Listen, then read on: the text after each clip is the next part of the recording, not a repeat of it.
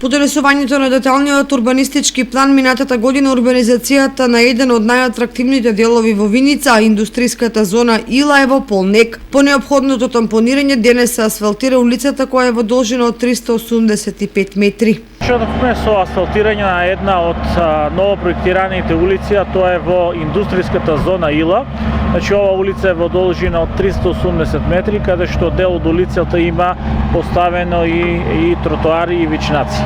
А меѓутоа продолжуваме и со останатите улици, тоа е со проширување на патниот правец од Виница према село Гадец во должина од 3000 метри. Овој патен правец ќе се прошири со 1 метро, а по завршувањето на овој патен правец продолжуваме со крпење на најударните дупки во цела наша општина.